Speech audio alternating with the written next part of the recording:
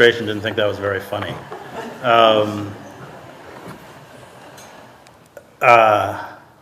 I had always written, since I was a kid, and I have my youngest son, who's now 10.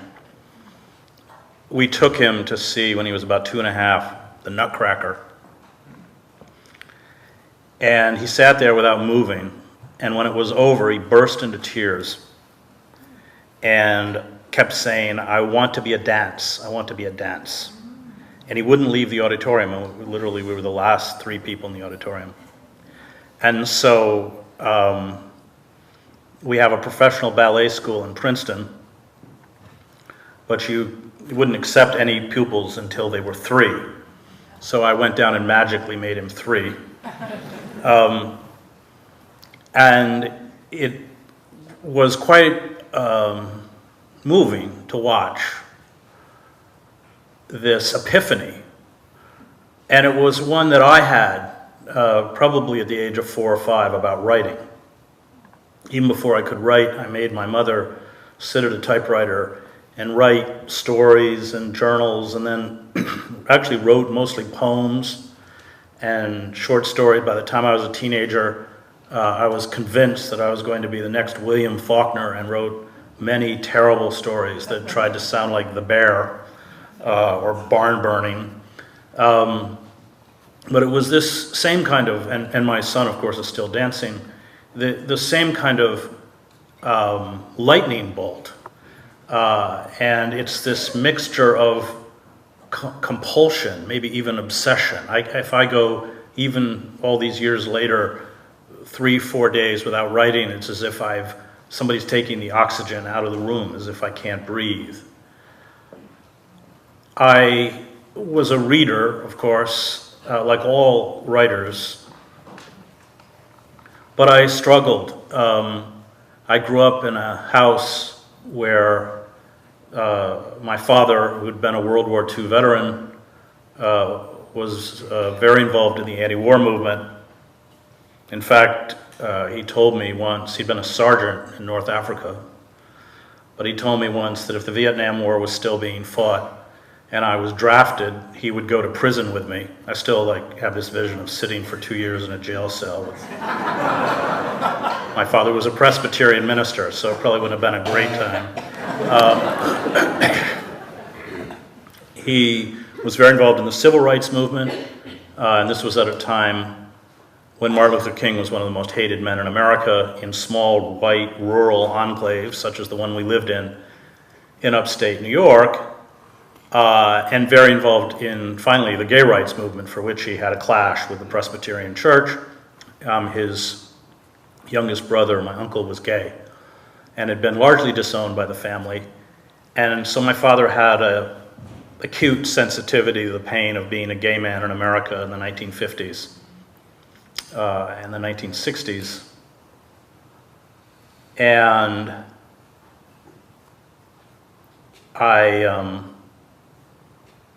when I was at Colgate as an undergraduate, my father by then had a church in Syracuse, New York, which was an hour away, and he would come down and see me quite often, and when he found there was no GBLT organization or community, he brought gay speakers to the campus, and so there'd be these small gatherings, and he kept urging them to come out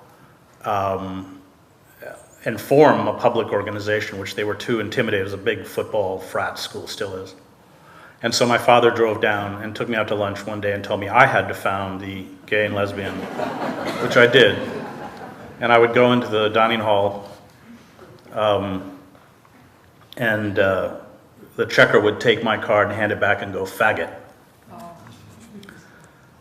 So that's the world I came out of. And I couldn't quite reconcile the supposed objectivity and neutrality of, in particular, American journalism with a clear commitment to social justice.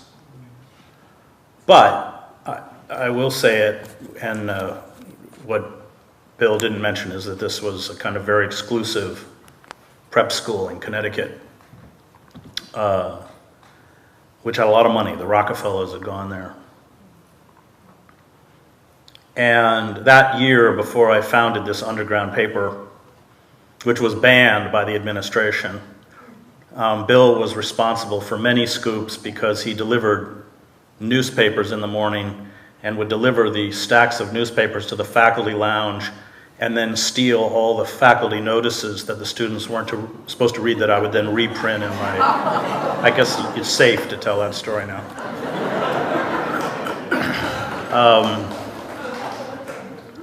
But the year before, they would, over the dining hall were pot washers and cooks who lived in appalling conditions. No students were allowed to go up there, so of course I went up there and took pictures and then decided that the optimal moment for publishing an expose on how the pot washers at this prep school lived would be the commencement issue when all the parents and the trustees were there, which I did. And it worked. It embarrassed the school. And over the summer, they renovated the living facilities. And when I came back, the kitchen staff had pitched in and put a plaque up on the wall in my honor. And that was all hundreds, maybe thousands of stories I've written. It still remains one of the most poignant. I was 17, and it taught me that the force of writing, the force of journalism could be used for the common good and could be used to champion the rights of those who lived, in this case, in an environment of immense privilege where they were invisible. And I kept clashing. The name of the school paper was The Log, and of course it had faculty advisors who, I mean, the purpose of the paper was really to put out in the admissions office and impress the rich parents who are bringing their children to look at Loomis Chaffee. So I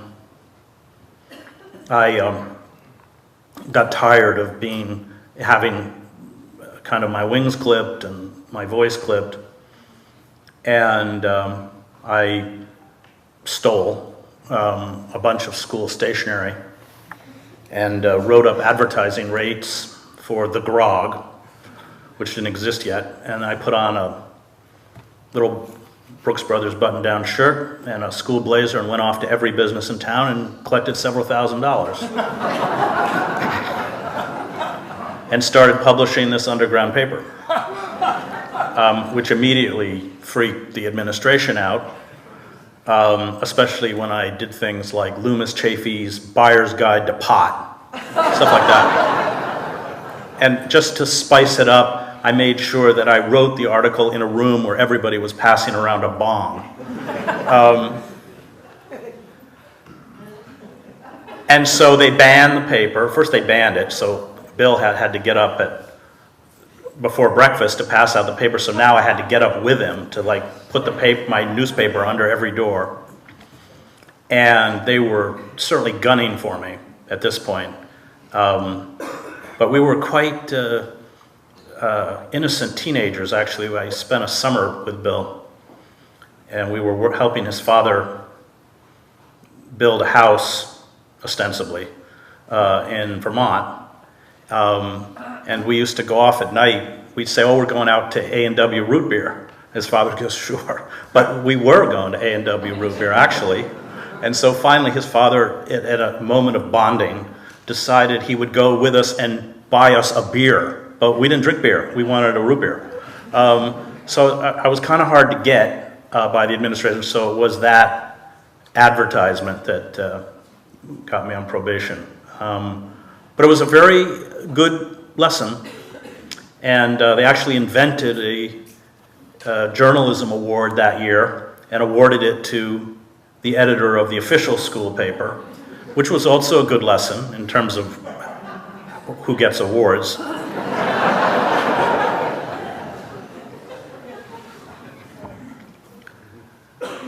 And when it finally came time, when I finished college, all right, I'll back up and tell another story. We have a little while. So,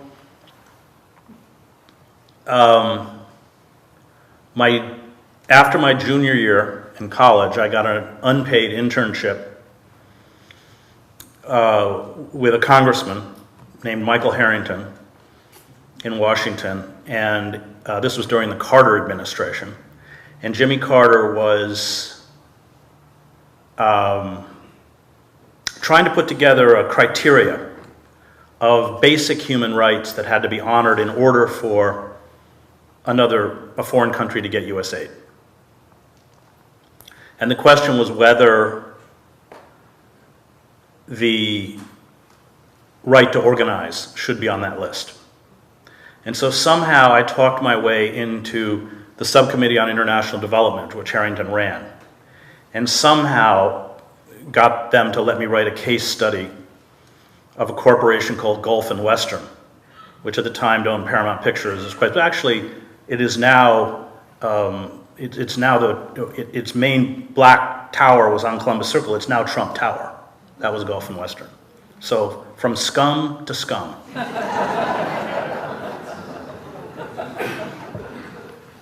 And they were running sweatshops in the Dominican Republic, in La Romana. And the workers were trying to organize. And labor union leaders were turning up dead in ditches with bullets through the backs of their head. So it was through a variety of circumstances, I found an old, you can't make these stories up, an old Romanian partisan leader named Sasha Volman, who had fought as a partisan in Romania and then run afoul of Ceausescu and fled and gone to the Dominican Republic. And from all I could gather, worked for the CIA. But he was a European socialist, but an anti-communist. And he hated Gulf and Western. And he was in a hospital in Georgetown that summer, having, I think, pretty major surgery. I can't remember, a gallbladder or something. And I spent a lot of time with him, and he gave me a lot of dirt. And I'm in the office one day, and two vice presidents of Gulf and Western go in and meet with a congressman. And when they come out, I'm called into the office of the administrative assistant, a man named Kurt Schork, who years later would become a freelance journalist in northern Iraq, Sarajevo, and Kosovo, and my closest friend, until he was killed. And I write about him at the end, visit with his grave. He was killed with another friend of mine, a Spaniard. I write about that at the end of War's Force That Gives Us Meaning. And I was fired from my unpaid internship. And so I immediately went around and collected contributions from all the other interns. I raised $210 because I decided I would go to the Dominican Republic and finish the research. And I'll tell you the full story. I'm not proud of it. I'll tell you the full story. We had this one intern who was French. Her name was Jeannot. And all the male interns and probably some of the female interns were all in love with her. And I had to hitchhike to Miami, and I convinced her to come with me. And I honestly blotted out in my memory why she would leave her internship and hitchhike with me through Georgia all the way down to Miami until I saw her years later at a fellowship at Harvard. She lives in Cambridge. And I said, Jeannot, why did you go? She said, oh, but you told me as a congressman said I had to go. I don't remember that, really. Honestly, I don't. So we went to the Dominican Republic, and she was a Baha'i, so she went off to a Baha'i. She wasn't really interested in, so she went off to a Baha'i retreat. And I didn't have any money, of course. I had rudimentary high school Spanish. And I stayed in dormitories run by the Episcopal Church for the sons of Haitian cane cutters who were on scholarship at the university in Santo Domingo. Now, the most of the workers in the fields, in the cane fields in the DR, are black. They're Haitian. And I came out the first morning, and the organist came out of the church. She was an American, and I introduced myself, and she said her name was Mrs. Camaño. And I said, Camaño? You mean like Francisco Camaño? Francisco Camaño, after the U.S. Marines invaded the Dominican Republic in 1965 to overthrow a socialist government and install, brutal dictator. He was a colonel in the Dominican army, and he went to Cuba, raised a rebel force, came back to the Dominican Republic, and was hunted down largely by the U.S. Rangers, and he and all of that force was exterminated. What they would do to Che a few years later. And she said, oh yes, he's my husband's brother. And I told her what I wanted to do. And she said, well, my daughter, I think her name was Liliana, I was about 19 or 20, and Liliana was in her 30s, had just gotten divorced from an American and come back. She said, we'll lend you the family car and Liliana will take you out to La Romana. So we went out to La Romana, and these sweatshops were, something out of Dickens, piecework.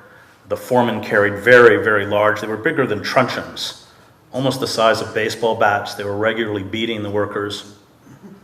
And at one point, I took a picture of them beating a worker, and these goons took off after me. Unfortunately for them, at the time, I ran a 4:27 mile, so there was very little chance of them catching me. And Liliana started driving up and down the dirt roads between the sweatshops. I remember she was screaming, don't touch him, I'm a Camaño. And they were blocking me from her car. And La Romana is on the coast, if anyone's been there, and a huge rainstorm came in off the water, and those things move like freight trains. So suddenly it's pouring rain, the sky's dark. I make a dash for it, I hop in the car, we drive as fast as we can. As I remember, it's 2 or 3 hours back to Santo Domingo. And then she pulls into some thatch-roofed place that sells beer, of which we drink a lot of. And we come out, and the rain stopped, and the steam is rising up from that feral vegetation. And she pulls me over to the car, and she said, did I tell you I have a tattoo? I said, no. She said, would you like to see it? I said, all right. And she unzipped her pants, and there was like a butterfly tattoo. And it was at that moment I knew I wanted to be a foreign correspondent.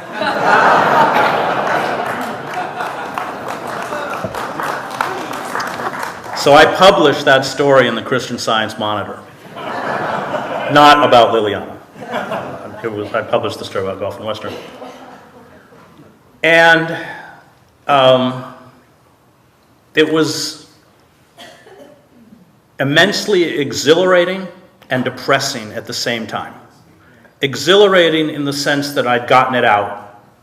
Depressing in the sense that even then I realized it probably wouldn't make any difference.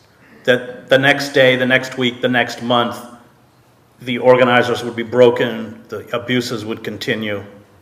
And I remember going back and speaking to my great mentor at Colgate, the chaplain, Coleman Brown, and telling him that. And he said, that is the beginning of wisdom. And I struggled as a writer by nature with the belief that we are put on this earth to make things better, that it's not about us, as Martin Buber writes, it's about our neighbor. And so I think under the sway of my father, and probably Coleman too, when I graduated, I went to a housing project in Roxbury in Boston. I lived across the street from the project and ran a church and went to Harvard Divinity School. So I would commute from the inner city into Harvard and come back at night. I always say that experience is where I learned to really hate liberals. all the people who like the poor but don't like the smell of the poor, all the people who talk about empowering people they never met. It was the time of the Sandinistas. My fellow seminarians would go down to Nicaragua for a few weeks and pick coffee and spend the rest of the semester talking about it, but they wouldn't take the 20-minute ride on the Green Line out to where human beings were being warehoused like animals. And that second year, it's a 3-year degree, that second year I met a guy named Robert Cox. Robert Cox had been the editor of the Buenos Aires Herald during the Dirty War in Argentina, which was still going on at that time. And Bob alone, among all the newspapers in Argentina, every morning above the fold, which means that top half of the paper, would print the names of the desaparecidos, those who had been disappeared the night before. 30,000 Argentines were disappeared by their military in the Dirty War. And that was a seminal moment for me, because Bob, who eventually himself was disappeared and was only saved because he was a British citizen and then had to leave the country, illustrated to me the power of writing as resistance. And so I took a leave of absence from Harvard. I went to Bolivia and I studied Spanish with the Catholic Missionary Society, the Maryknoll Fathers in Cochabamba at the Instituto de Idiomas, and then stayed for a year in South America as a freelance reporter. And decided that at the end of that year that I would stay in Latin America. This was not only when the military junta ruled Argentina, but you had Augusto Pinochet in Chile, Rios Montt in Guatemala. In El Salvador, the death squads were killing between 700 and 1,000 people a month. And I remember asking Bob when I left, because I just had to live out of a backpack, I said, what book or books should I take?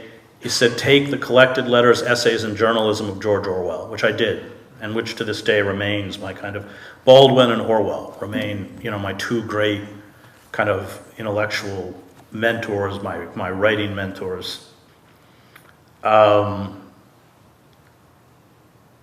at the end of that year, my mother was a professor. Both of my parents were seminary graduates, and they were apoplectic that I wasn't going to finish. And I had a scholarship, so I didn't have to pay for it. So I did go back and finish, but as soon as I was done, I had to go before my ordination committee, because you're approved for ordination before you go to seminary, and they ask you what your call is. So you're supposed to say, I'm going to be the assistant pastor of the Newton Presbyterian Church or something. And I said, well, and my dad was seated outside. So this is my poor father who just spent 40 years as a parish minister. His son is at this moment of having finished seminary. I said, well, I'm going to go to El Salvador and be a freelance reporter and cover the war.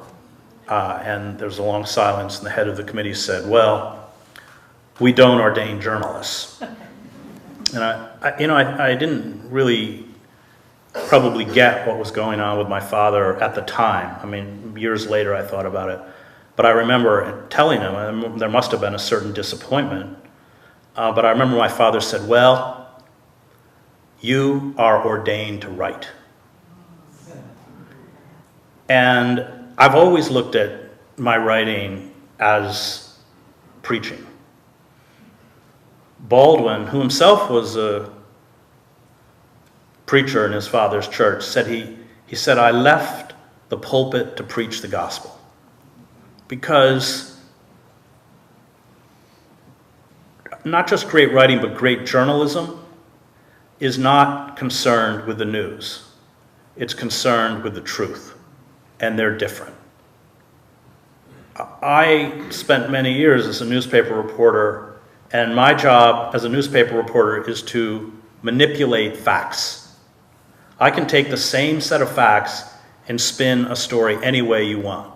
And if I'm a good careerist, I can spin it to placate both the powers at the newspaper, in this case the New York Times, and certainly the dominant ruling elite. If you're honest, if you seek the truth, then you marshal those facts often to tell truths that the ruling elites don't want to hear.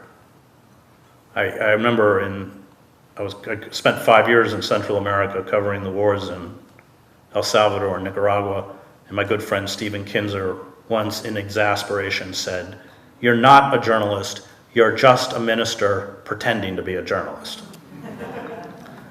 But that's right. And that's always how I viewed my writing,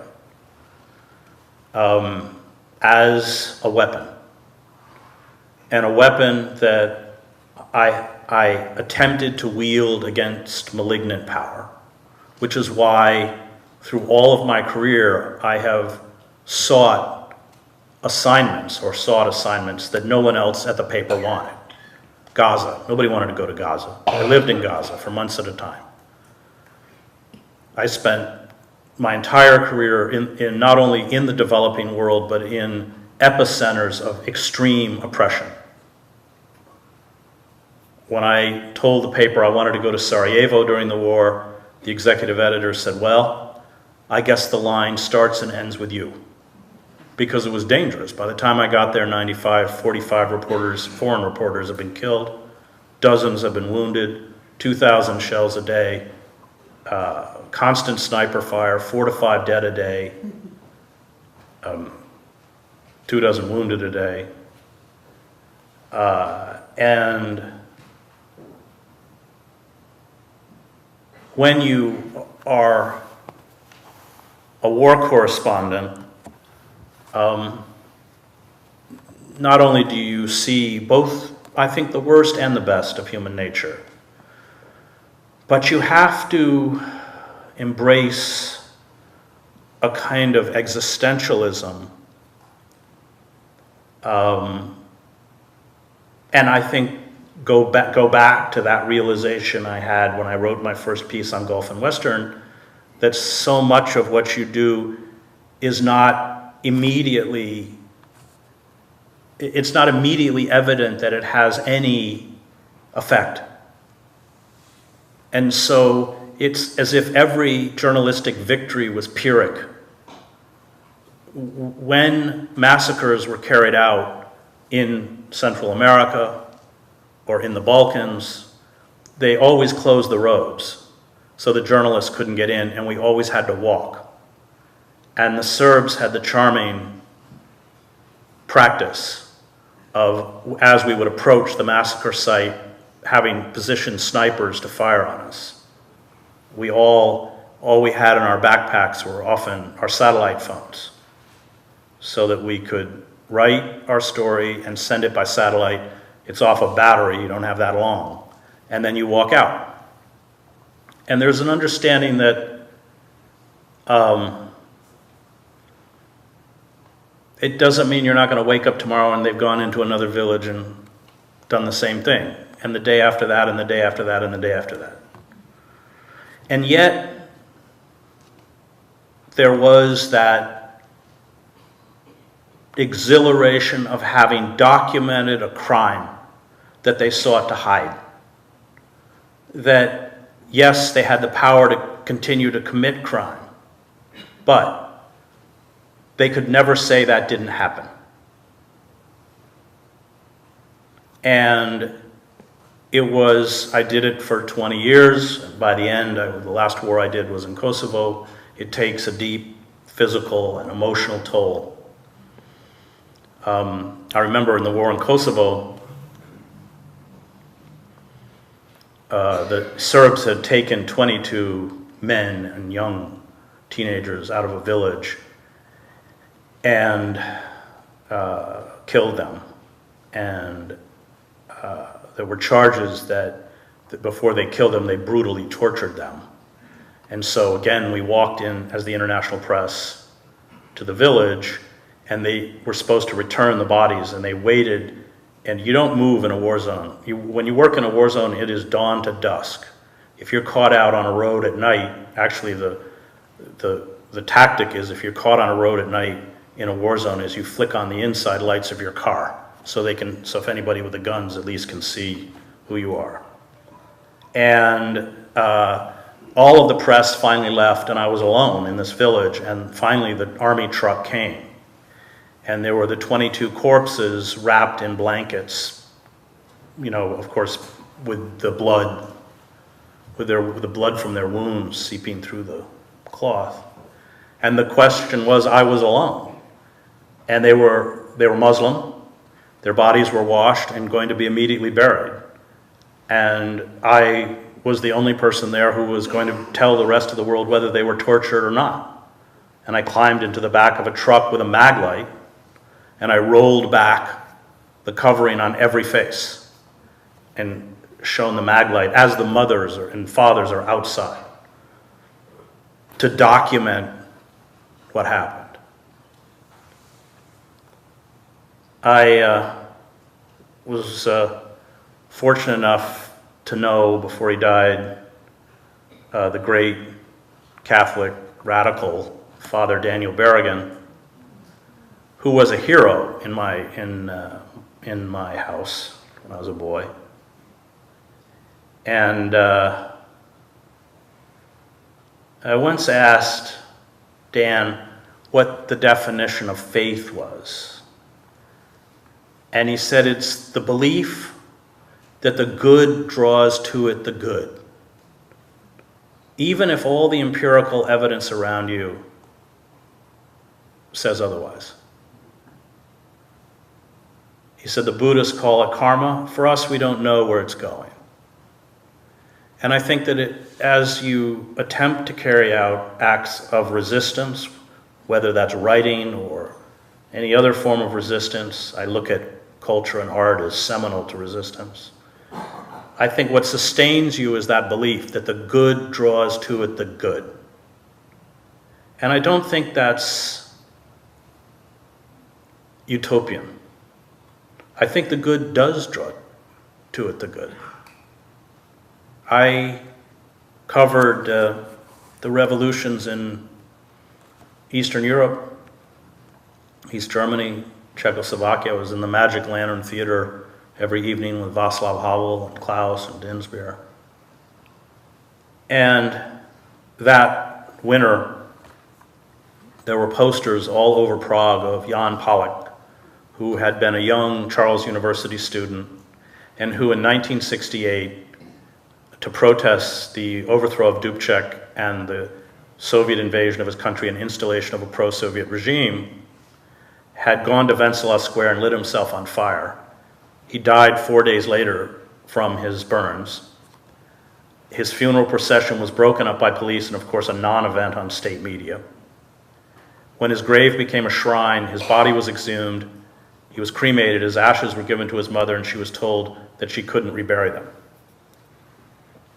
His poster was everywhere in the city. This was 1989. And 2 weeks after the communist government fell, 10,000 Czechs marched to Red Army Square and renamed it Jan Palach Square.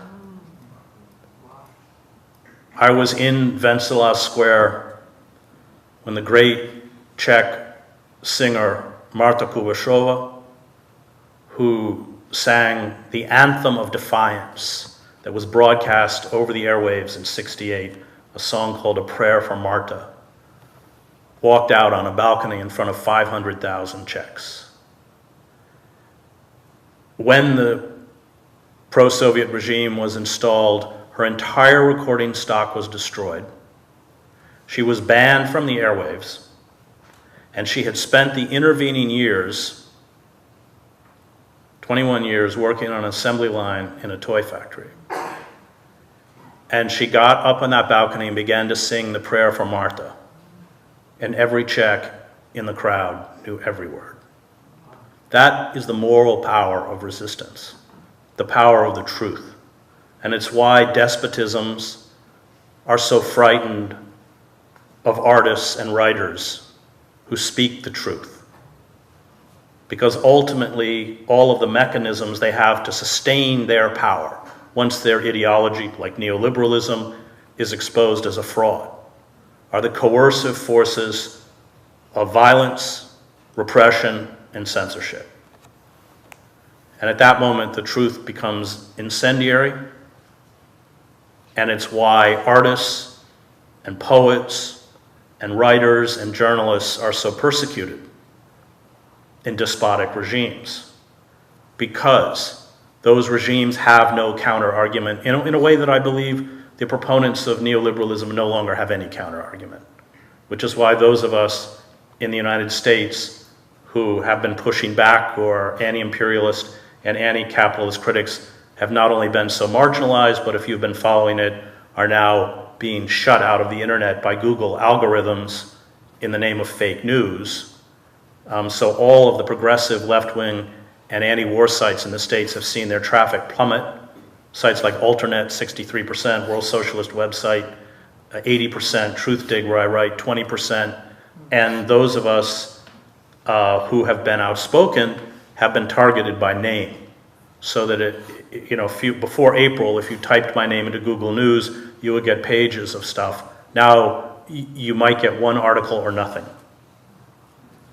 And I think that is not that we have any kind of a mass following, but because when regimes become that bankrupt, suddenly the artist, the intellectual, the real intellectual, all of those forces that are gathered around beauty and truth, those mechanisms by which people are transformed into better human beings, that learn or begin to understand empathy, become under assault. I was in Poland a little while ago.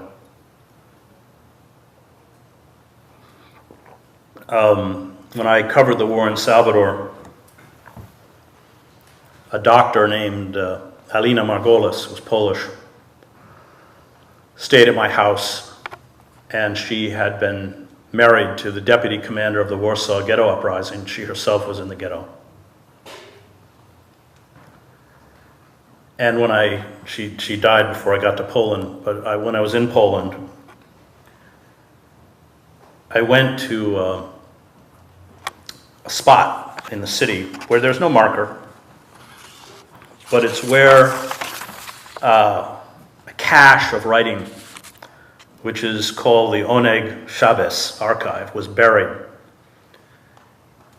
And what happened in those final months in the ghetto, when they realized the ghetto would be razed and they would be annihilated, is that this great Polish historian, Emanuel Ringelblum, gathered together writers, poets, painters, journalists, and he said, we must tell our story before it is the story of our community, before it is eradicated. And I find that act, when they almost all, and Ringelblum didn't survive, almost none of them survived. In fact, after the war, he collected all this material. There were a couple things he did that I thought was so moving. He said, I don't want a hagiography. I want the truth. I want stories about the black marketeers and the fighting in the soup kitchen and the women who are being forced to prostitute themselves. I want every aspect of our community in both its sordidness and its majesty told. And as the transports accelerated, they would take these writings and bury them in milk cans. And it was this kind of faith, or this belief, that there would come a day that these writers knew they would never see, where this writing could again evoke pity and understanding and outrage and wisdom, where evil and good could again be delineated. And after the war, there were only 3 people surviving from that project, and they dug these cans up with the writings. And I went to, it's now just a park in the middle of this housing project, housing complex. And I think that is, some of you have probably read Akhmatova's great collection of poems, Requiem. It's when her son was disappeared into the gulags and by Stalin. And she's going every morning to the Lubyanka prison, and she opens with a little, these poems are amazing, and she opens with a little scene, and then you have the poems. And she said she's standing in line, and this mother in front of her turns around and says, "Can you describe this?" And she says, "Yes." And she said this thin smile crept across her face. Nobody but us tells our stories. You don't get big grants or important teaching positions by telling our story. You tell the stories of powerful white men, Teddy Roosevelt or Ronald Reagan or the racist Woodrow Wilson. The system is not built to tell our story. And if we don't know our story, we don't know who we are. And that's by design. They don't want us to know who we are. As Bill said, I teach in a prison. I have now for about 10 years. And I'm always amazed they let me back in, and so is everyone else. And I'm teaching Les Miserables this spring. And it's great because they don't read books, so they have no idea. When you write up a proposal to teach in a prison, it's the exact opposite of a course catalog. Classes on the lawn, lots of movies. The only class I ever did on the lawn was when I was at Columbia. I didn't want to do it. They begged and begged and begged. It was a hot day. I said, all right. So we went out on the quadrangle at Columbia. About 15 minutes into class, one of my students goes, "Look, that's Henry Kissinger." I said, all right, that's it. Everybody inside. So I wrote up a proposal to teach American history, the three branches of government, our founding fathers, which got approved by the prison administration. And then I gave all of my students Howard Zinn's People's History of the United States.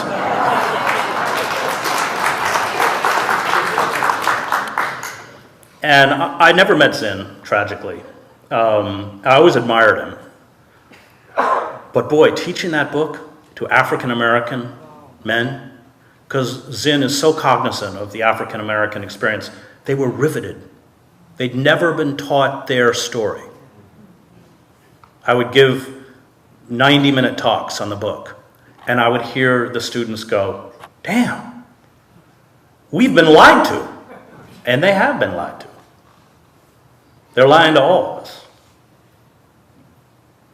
I always teach something different. I taught Chekhov in the Supermax prison, 33 stories of Chekhov and the Cherry Orchard. So I had an entire class of men from the Supermax prison, and they go, "All right, everybody get in character." We do Chekhov. And it was a gamble, but it was great. Chekhov understood poverty, he understood power, despair. I taught a history course called Conquest, and we read Open Veins of Latin America, Bury My Heart at Wounded Knee, and C.L.R. James's great work on the Haitian slave revolt, the only successful slave revolt in human history. And the Haitians have been paying for it ever since. And I was in Montana giving a talk, so I'd given them the syllabus, and they knew I wasn't there that week. And I got a phone call in my hotel room, and they said, "This is the Special Investigations Division of the Department of Corrections of the state of New Jersey. Are you aware that your students just let a sit-down strike in the prison? And we think you're behind it." I wasn't logistically, but of course, they got the books. And I remember hanging up, and I just broke down. Because here, those of us who are outside prison walls have not, most of us, their courage. They knew what would happen. They knew their cells would be strip searched. They knew that they would be interrogated.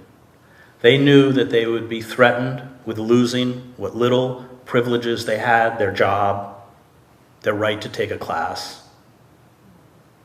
They knew the leaders would be found, as they were, shipped to another prison and put in indefinite solitary confinement, where 100,000 Americans are now sitting as I speak to you this night. And they did it anyway. Because it was in that act of resistance that they asserted their own freedom and their own dignity, despite the inevitability of everything that would come down on them. And I had to be interrogated for 5 hours. The advantage I had, of course, is that I'd been interrogated by stupid cops in countries all around the globe. And the secret is you are just stupider than the cops. And I got back into the classroom where they didn't think I was going to get back. And everyone was literally in shock. They couldn't speak. And I think intellectually I understood, but it was only at that moment that I emotionally understood the incredible stress that they live under. And you have nothing in a prison. You have nothing. And there was silence. I mean, people couldn't talk. And then one of the students said, "Well, would you like a cup of tea?" Now, I know in a prison to go get a tea bag, get a cup, and get hot water is an incredible endeavor. And he disappears, and he comes back and hands me my tea. He's a student who's been in prison since he was 14. He was tried as an adult for a murder I'm certain he did not commit. He's 39. He's not eligible to go before a parole board until he is 70. And the last day of that class, he was my 1A+. You get the bell goes, you got to get in the hall quick. And you got to move quick. There's movement. You don't, you get a charge. He waits till the class is empty, and he says, "I know I'm going to die in this prison.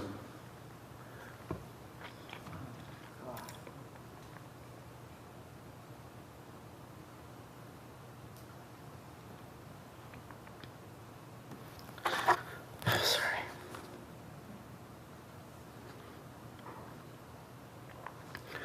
I know I'm going to die in this prison. But I work as hard as I do so I can be a teacher like you.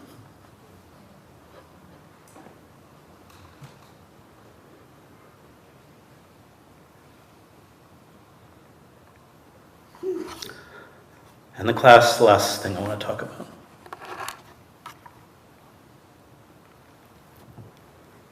I taught a drama class.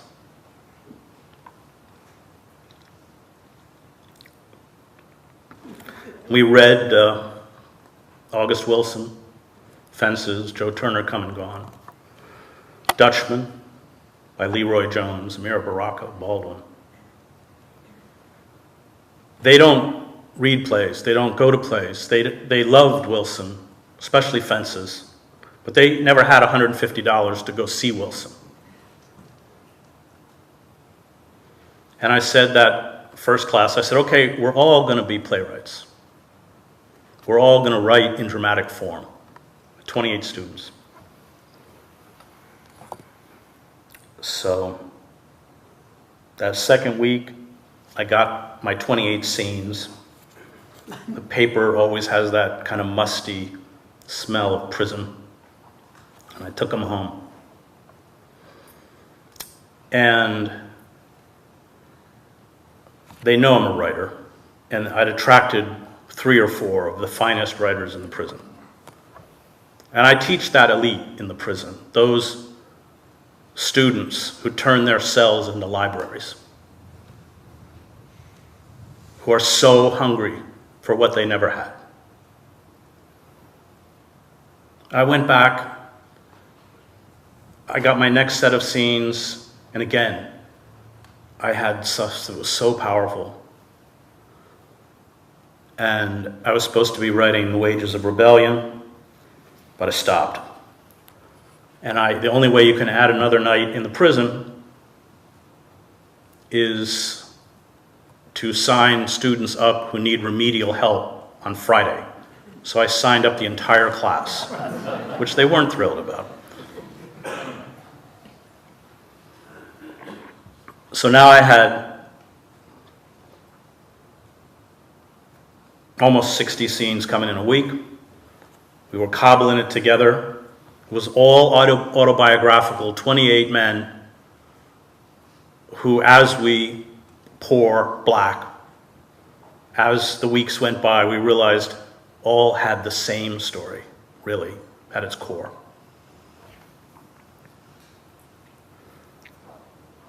One week I said, I want you this week to write a dialogue between you and your mother. And at the end of the class, one of my students came up and said, well, what if we're a product of rape? And I said, Timmy, that's what you have to write. And next week he comes in and it's autobiographical. He's in a car in Paterson, New Jersey with his half-brother. The car is stopped by the police. It's searched. A weapon is found in the car. It is his half-brother's weapon, and it is a weapon that has been used in a homicide. If no one claims that weapon, everyone in the car is charged with weapons possession. And Timmy says, it's mine. And what he writes is the phone call to his mother. And he says, it doesn't matter, Ma.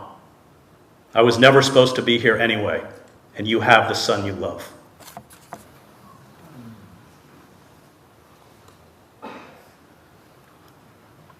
When we started out, I said, who wants parts?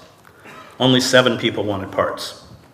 By the time I was done, everyone wanted a part. I had to write 28 parts. We couldn't read it in the prison because it's too incendiary and they would retaliate against my students. And so we practiced a lot in the classroom. And I invited Cornel West and James Cone. If you don't know who James Cone is, you should. As Cornel West said, there are only 2 great African-American intellectuals who rose from dirt poor poverty, Richard Wright and James Cone. Read anything he writes is amazing, but his last book, The Cross and the Lynching Tree, is a masterpiece. And they came, and when we got to the lobby, the warden of the prison was in the lobby. He said, you're not going to your classroom. You're going to the chapel. He was with the major, the highest uniformed official in the prison. And we went to the chapel, and when we got to the chapel, there were about a dozen corrections officers in the back. And there was no way we could read this play in front of these officials. And my entire class huddled. And I wanted, of course, to hear what they were saying.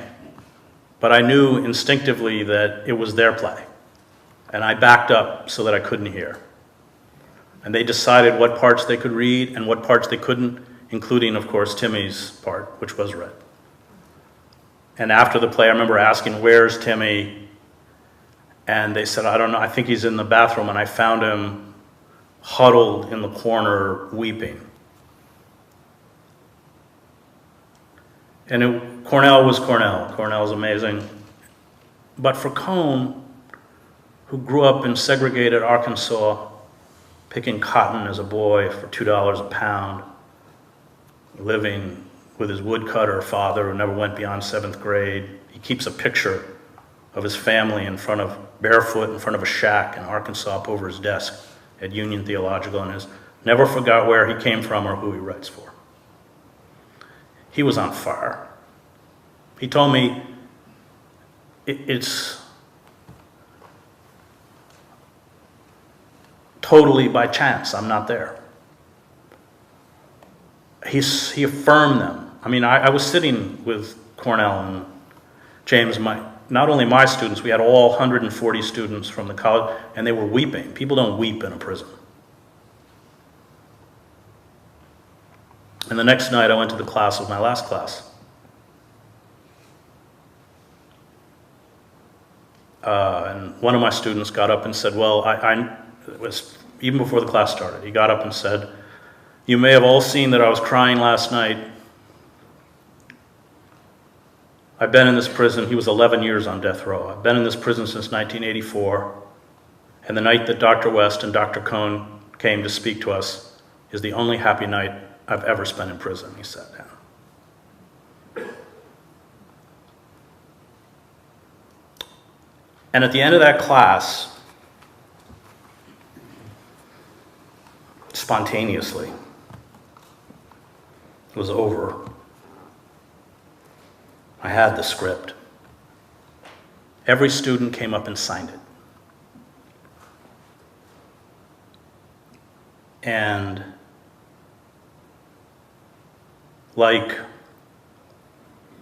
Byram Walker and Joe Turner Come and Gone, it's set in Pittsburgh, African-American families fleeing the Jim Crow terror of the South. And Byram keeps telling them they have to find their song. You have to find your song. I said, this is your song.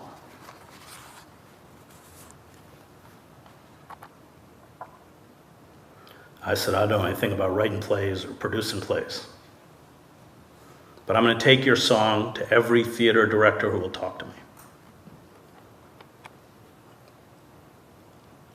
And next spring, the theater in Trenton will produce the play. And when I went back and told my students individually, I had to seek them out. Every single student said exactly the same thing. Can our families go? It's the power of your song, the power of your truth.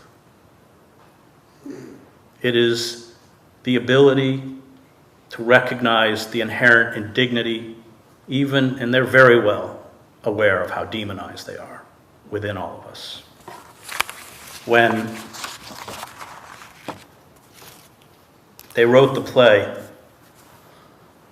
they put this dedication at the top. We have been buried alive behind these walls for years, often decades. Most of the outside world has abandoned us. But a few friends and family have never forgotten that we are human beings and worthy of life.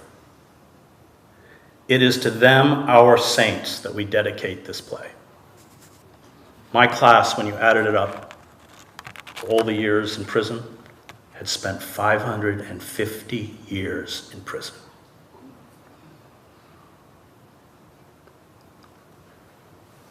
I don't know that we'll overthrow the monstrosity of mass incarceration and neo-slavery.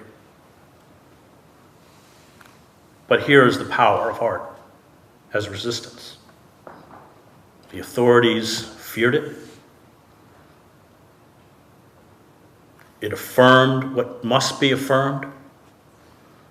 It gave a voice to those the dominant culture does not want us to hear. It draws the good to the good.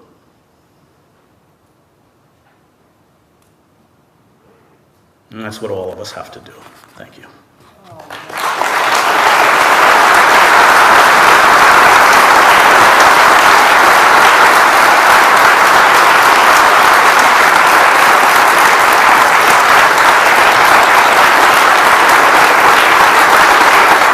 Is publishing resistance?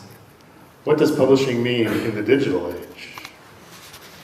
Well, the best example of that is Julian Assange. He's a publisher.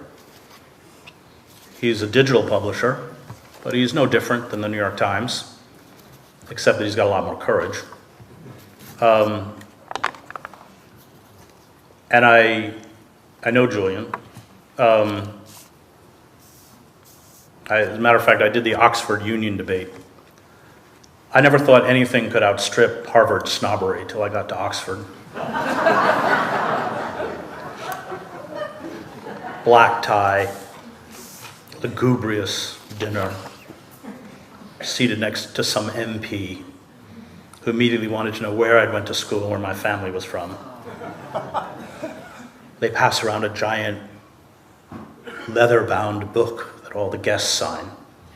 So I took an entire page and wrote, "Never forget that your greatest political philosopher, Thomas Paine, never went to Oxford or Cambridge."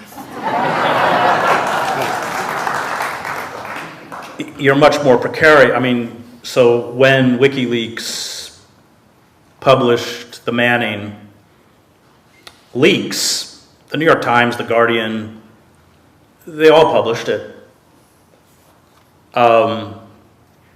But WikiLeaks and Julian were the ones they then threw under the bus and is being crucified. The danger, of course, which I alluded to earlier, of publishing on the internet is that we don't control it. And Google, I mean, Bezos has a $650 million contract with the CIA. I mean, they're all in bed with each other, the security and surveillance apparatus and these large social media companies. And that's very dangerous because as things deteriorate, as they are deteriorating, they're going to do what they've already begun to do, which is use that control to shut people out. But that's how I look at Julian as a publisher and WikiLeaks. Okay. Has the toxic synergy between capitalism and Lockean liberalism irretrievably doomed the American project? Well, since I've taught Locke, who's actually a very key figure because it is about the primacy of property rights. And you know that phrase, the pursuit of happiness? The philosophers understood that it was totally unattainable. I mean, they understood in a way that all advertisers do, that the pursuit of happiness was a fool's end.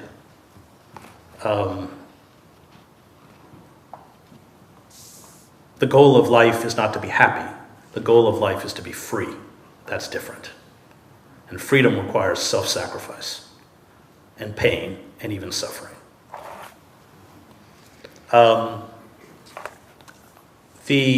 It's the late stage of capitalism.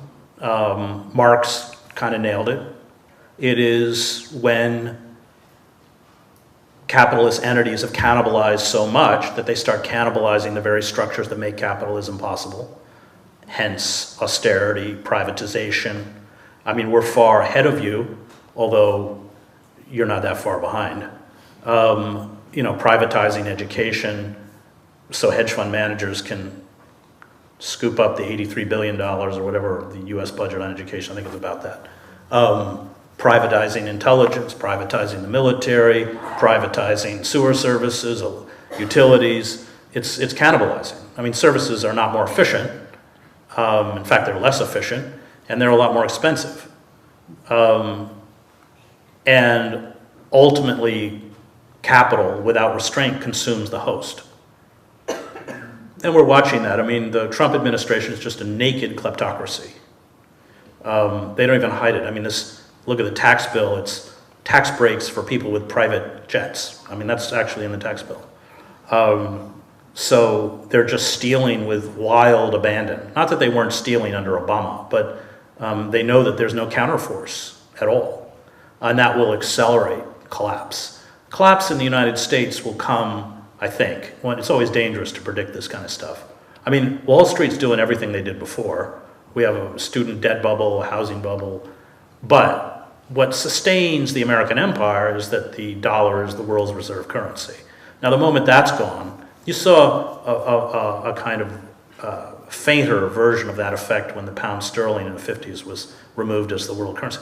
Suddenly, imports skyrocket, unemployment rises, people don't want to buy or depress treasury bonds, which is how we maintain empire. And then there's just this chaotic contraction, which creates a crisis. And then America will get a lot uglier than it is. So yeah, and then we've got climate change on top of it. It's not good. So, is the far left becoming fascist in its desire to control free speech through political correctness? Thank you. There's 2 political correctness questions.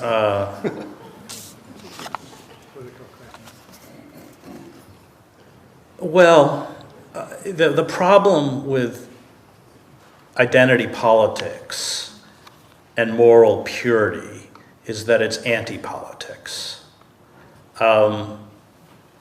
The failure of the left over the last few decades was that it busied itself with boutique activism, sprinkling people of color and other faces among the ruling elites, upending the very notions of, for instance, feminism, at least as it is defined by a real feminist like Andrea Dworkin. Feminism is not about a woman CEO or a woman president. It is about empowering oppressed women. But that's been completely lost. African Americans since 2008, when Obama came to office, have suffered disproportionately economically than any other group in the United States. And that's how colonialism works. There's always a Mobutu somewhere. And the failure on the part of the left is that it put its energy into this and forgot about the primacy of economic justice. Of course I support diversity, but not divorced from economic justice. And so while it was opening up opportunities among, let's face it, elite institutions, the working class and the poor were being pounded. Loss of jobs, chronic underemployment, evictions, in the United States, horrific police brutality, 3.1. Almost always unarmed people in America are killed a day by police. We haven't got all the wounded. And they were nowhere to be found. And I saw this, and I'm a huge supporter of the Occupy movement, but the Occupy movement was largely a white middle-class phenomena, driven by what Bakunin would call déclassé intellectuals, people, white kids who thought they got out of college, often with heavy debt, and found there was no place for them in the system, and then began to experience what poor people, in particular of color, had been experiencing for decades, but which the liberal class and the left had ignored. And the battle between us is ultimately a class battle. We don't speak in class, but that's what it is. So obviously those voices have to be lifted up and heard. But we can't, the elites have become very effective at lifting up those who will do their bidding. And that's why I say it's anti-politics. It can't be divorced from political radicalism, which is what we need. I mean, we had Debs and you had Douglas. But that's our only hope, is socialism. That is the only hope. And that means that a figure like Trudeau is as dangerous as Trump.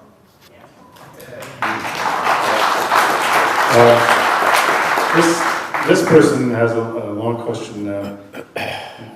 What about Gandhi? Is there a model there for bringing the world's people together on a spiritual path, seeking truth, liberation, and equal rights, something like Gandhi did? Well, I've battled, some of you may know, the Black Bloc and Antifa, because I think their tactics are play right into the hands of the state. I'm not a pacifist. I was in Sarajevo during the war. I mean, you didn't sit around in basements being shelled arguing about whether you should be a pacifist or not. And that didn't save you from the poison of violence.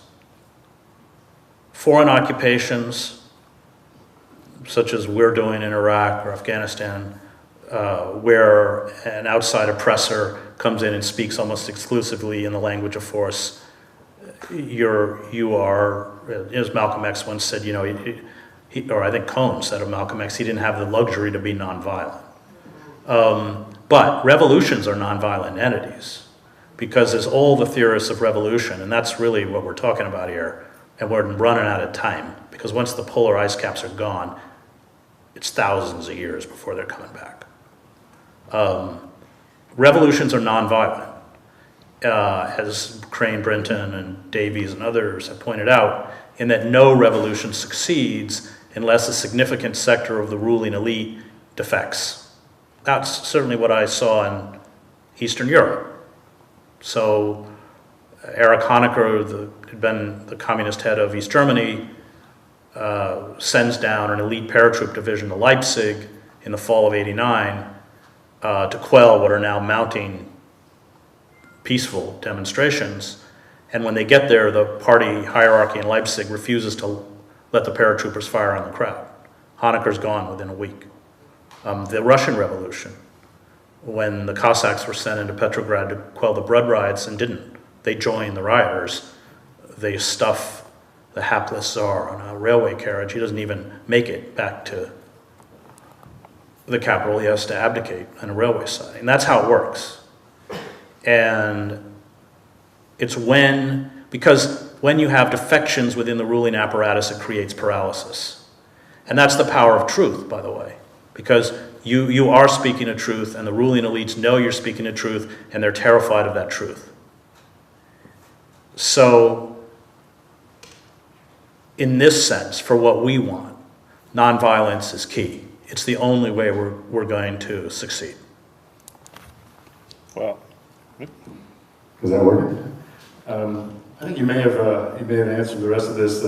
Here's somebody who says that they love your analysis of the world's problems, but my soul needs a vision. Where's the hope? I'm sure. Well, where's the hope? So, this is the last question. Hope can't be an abstraction. That's the fastest way to despair.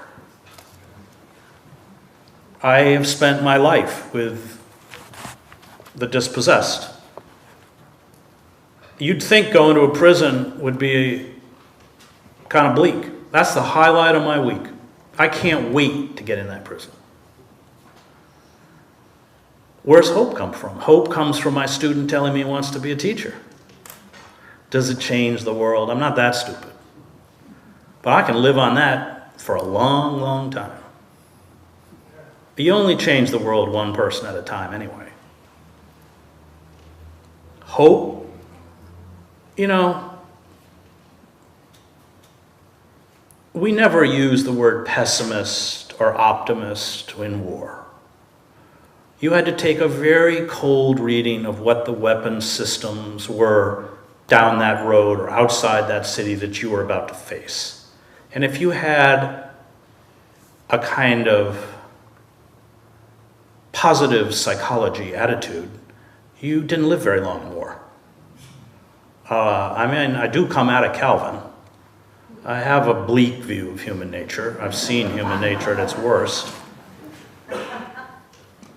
But when you build relationships with the oppressed, oppression is not an abstraction. And the pain that oppression inflicts on people you care about, it makes you angry. I don't think anger is a bad thing. Augustine said, hope has two beautiful daughters, anger and courage. Anger at the way things are, and courage to see that they don't remain the way they are. But I can't walk out of that prison and not every day think of my students. And I can't be complacent or passive because I have an agency that they don't. you know, I got kind of blacklisted over the Iraq War. It's another story, but I got booed off of a commencement stage. Well, it was worse than booed. I mean, most of the crowd got up and started singing God Bless America to drown me out. They cut my mic twice.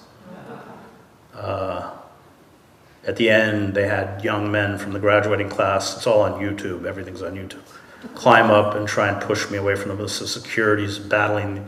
Finally, the security comes over and says, you better leave before the awarding of diplomas.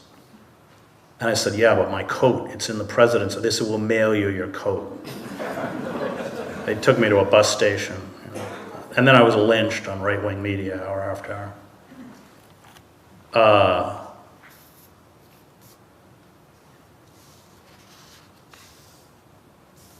But I had spent 7 years in the Middle East, and much of that time in Iraq, and a lot of time in Palestine. I knew that what they did to me is nothing compared to what they're going to do to people I care about, and what did happen to people who died in this, the greatest strategic blunder in American history. And I think that, you know, it's difficult, especially if you're white, male, and American. And one has to always be conscious of the fact that privilege means blindness. It means the inability to see. That's what King Lear is about. And no matter how close you become or how much you try, there will always be a chasm between you and the oppressed. But if you honor that chasm, you can have real relationships.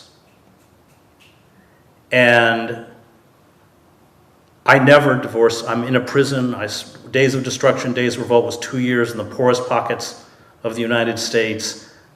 I never sever those relationships because I see what they do. And they do things and endure things that very few of us in this room could ever endure.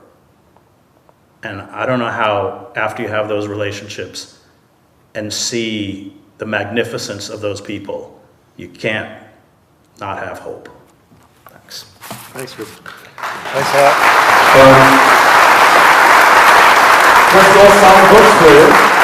And then we'll go out to the lobby. And